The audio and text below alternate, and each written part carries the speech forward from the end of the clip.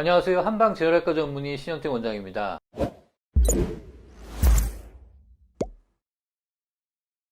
오늘도 진료실에서 많은 암 환자분들을 만나고 이런저런 이야기를 나누고 왔는데요. 여전히 암 환자분들에게 한방치료는 조금은 낯설고 여러 가지 이유로 제한적임을 새삼 느끼게 됩니다. 지난번 영상에서 항암 화학요법 중 한약을 써서 말초신경 손상 병증의 발생을 예방할 수 있다, 이런 논문을 소개해 드린 적이 있었죠. 자, 통합의학이라는 개념이 있습니다. 한방이든 양방이든 또 그 외에 다른 영역들까지 다 포함해서 임상적으로 사용할 수 있는 충분한 근거가 있다면 질병의 치료에 적용을 하는 그런 개념인데요. 암과 같이 다학제적인 치료 접근이 필요한 질병의 경우는 특히 이런 통합의학적인 치료가 환자분들에게 도움이 많이 되기 때문에 미국과 유럽, 중국, 일본을 비롯한 전 세계의 많은 학자들이 연구를 해오고 있습니다. 몇 해 전에 한국에서 열린 통합의학 국제학술대회에서 미국의 유명한 암치료병원의 의사가 한약을 비롯한 여러 가지 통합의학적인 치료법의 우수성에 대해 강의를 했는데요.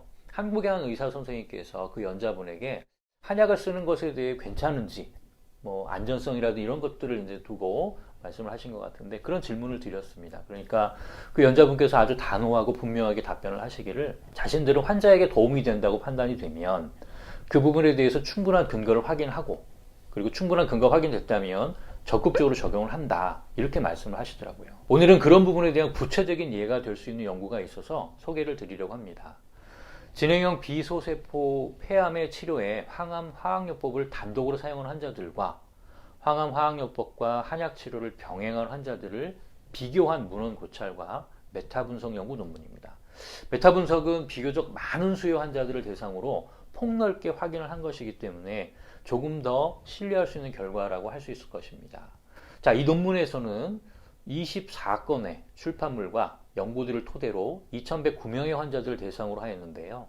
이 중 1064명의 환자들이 항암 화학요법과 한약이 결합된 치료를 받았고 1039명의 환자들은 항암 화학요법 치료만 받았습니다.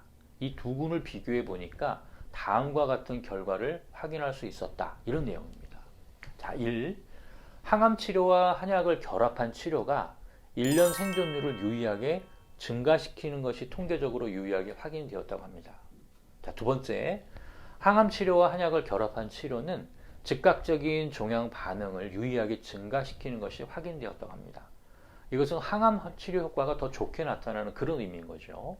자, 세 번째, 항암 치료와 한약을 결합한 치료는 암 환자분들의 신체 활동 지수인 KPS, 즉 카르노스프스키 신체 활동 지수를 증가시켰습니다. 네 번째, 항암 치료와 한약을 결합한 치료는 항암제 독성에 의한 오심과 구토를 두드러지게 감소시켰으며 헤모글로빈과 적혈구 혈소판의 감소를 방지했습니다.